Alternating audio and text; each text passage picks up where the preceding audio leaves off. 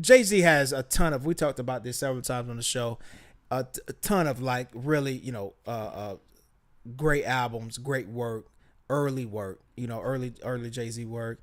And his entire career, I mean, he's had a long, successful career. I mean, he is one of the titans, especially when you're talking about doing a versus.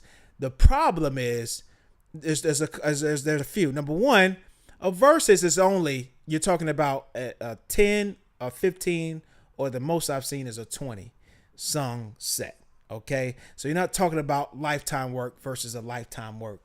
1000% Wayne has the catalog to go up against Jay-Z. What people will miss in this never to be done matchup is that I do think you will get the best version of Lil Wayne on that stage because of the competition piece. Yeah. Because of him coming up and always acknowledging, Jay-Z and things like that. Like he would take this as his Super Bowl, as For his sure. like it would be so important to him.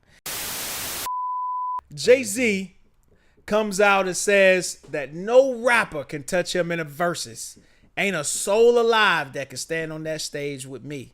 Now, of course, I believe he came out and said this because of the most recent verses that we had, Cash Money versus No Limit, which was Those are big words for somebody who looks like a lesbian professor at a liberal university. Look at him. which that versus Cash Money versus No Limit for me was just a big flop. Which I should have saw that coming. Now, No Limit, it had some good performances, things like that. Birdman just really screwed it up for Cash Money. Then What did he do to screw it up? oh man, he was just a character of himself. He's just always on the mic talking and and just blurting out random stuff at random times, not letting the song go. It was just like over and over again with that, and just talking about stuff that no one cared about. Like, I mean, this is a versus between No Limit and Cash Money. What are you talking about? Shout out to NBA young boy and the real ones never die and this and that. Man, what are you talking about, man? and Lil Wayne didn't show, and Turk didn't show, but I kind of knew that ahead of time. So it was, and for people who were saying, I'm gonna get to Jay-Z in a second, but just for people who were saying like, oh, I knew all along No Limit was going to win and this and that, but like that's like Lil Wayne not showing up is like the '96 Bulls facing the '01 Lakers. But Jordan just sat it out. Like, that's what that is. Like, of course, '01 Lakers are going to win. They're going up against Scottie Pippen and the crew. I mean, which is still a solid team. But you know what I mean? Shout out to Juvie. Juvenile, who did his thing. But anyway, with Jay-Z, okay? Now, Jay-Z has a ton of, we talked about this several times on the show, a ton of, like, really, great albums, great work. Early Jay-Z work, and his entire career. I mean, he's had a long, successful career. I mean, he is one of the titans, especially when you're talking about doing a versus. The problem is there's a few. Number one, a versus is only you're talking about a 10 or 15, or the most I've seen is a 20 song set.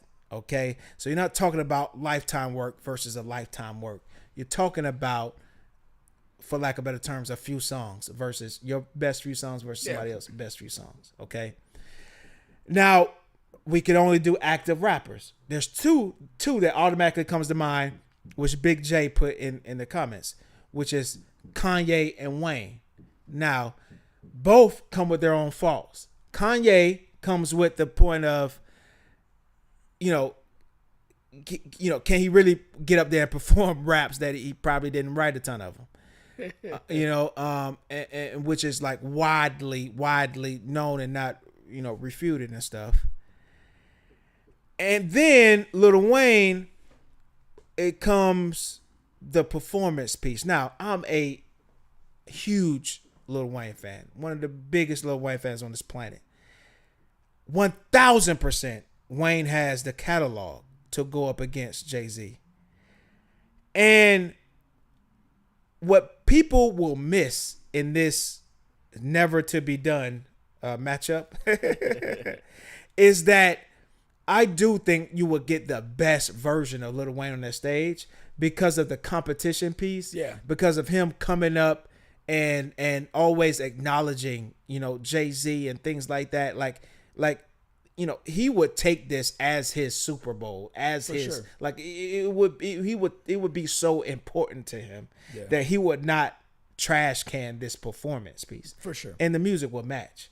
So, you know, I do think Jay-Z's out of pace there. Now, there are some other guys that I do think could be super competitive that will come up, like Andre 3000. I think that in a 10, 15 song versus, I do think Andre will give Jay-Z a run for his money. You know, there's a couple of guys, man. So I haven't really watched Verzuz like that. My question would be, they would be live performing the 10, 15, or 20 songs. Yeah. And by Verzuz standards, do they play the songs pretty straight or do they play with the songs? Say that again. What do you mean by that? Do they basically deliver the songs for the most part like they are, you know, on the record, or do they kind of like do some stuff performance-wise with them? No. You're just performing a song. It's just like you're just performing the song as is. Okay, Yeah. but see, I to me a lot more interesting if they kind of play with the song and kind of maybe, you know, change a lyric, adapt a lyric to almost bring like a little element of battle to it. Yeah. You know, and again, like you're pointing out, the performance of it, like, you know, you could have like your favorite song, like, you know, that you listen to on your playlist, but like a dude could outperform you, you know, if he kind of does like a better version of his song. It's just, you know, it's just lit. Like there's a space for that to happen. 100%. But what we have seen a ton in these verses is just as is. Yeah. We've seen one artist outperform another. Yeah. And we've seen it pretty. Like I said, No Limit outperformed Cash Money, even though Yeah. they're just doing the songs as is. Right. Just with the energy. There was some guys like Birdman was forgetting lyrics to the songs. Yeah. Like you got stuff like that can go on. Oh, for sure. Yeah. You're not at that point. If you're forgetting lyrics, you're not even performing the song. You know, I'm thinking like some of these guys could have just a mastery of it that they do the song, but then they they could kinda, No. I know exactly what you're talking about. Yeah. No, for sure. You know, now there's another massive Titan as well, but again, it just wouldn't be able to happen. But I do think Drake could take Jay-Z too in the verses, but there's just a lot of politics to that, and you know, it couldn't be anything that could happen like, you know, now and where Drake is at now. Yeah. You know, but you know, if Drake drops a massive good album, you let a little time go by. I 1000% believe he has the catalog to do it, and Drake is a good performer, so there's no worries there.